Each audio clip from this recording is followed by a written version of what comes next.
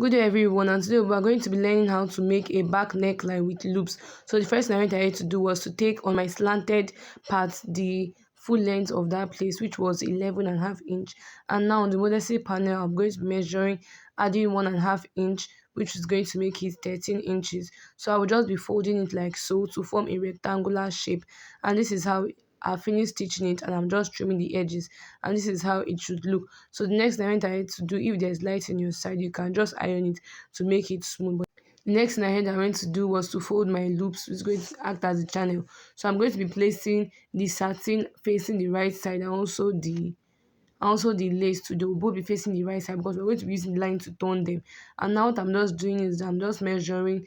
I'm going to start and take half an inch up. Then I'm going to measure 0.75 inch all the way through. So that is the measure that I want to be using. So you can use one, you can use half an inch, you can use 2 inches, depending on how wide and how full you want that place to be. So I want mine to be really full. Then I use 0.575 inches. At the end, so I also left half an inch, which is going to serve as stitching allowance to join it to the lower part of the dress. So now I'm just be cutting it using 2 inches to cut it. That is how long I want mine to be. So I'll just be cutting it 2 inches, and you also count how many lines you measure. So I have 14 lines. I'm going to cut out 14 of such 2 inches and not be stitching it like so. So this is how it looks. I finished stitching it and it's looking pretty neat, guys. So the next thing I'll be doing is to go ahead and do it on the second back piece.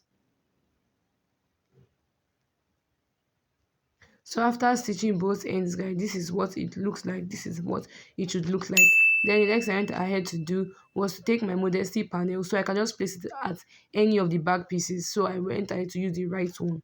You can use any one. So I'll just be placing it exactly where we started is where we're going to start, for it to remember that we're going to leave was half an inch up of our neckline. So down also, I also went down a little bit by half an inch. I did not just stop exactly where the last loop ended. So I'll just be using my lining to just turn it to make everything to be neat.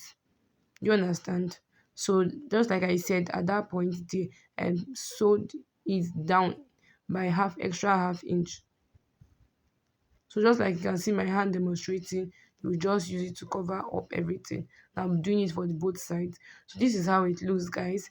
And now the next thing I'm doing is to turn it over so that we can see what the right side is looking like. So I'll just be going ahead to turn the second side also to show us how it looks, and this is how it looks, guys. If you also have an iron, you can do well to iron it to make it very neat. So I went ahead to fold a piece of material to serve as my bias, and I just passed it in. So this is how it's looking without the modesty panel, with also the modesty panel. Thank you.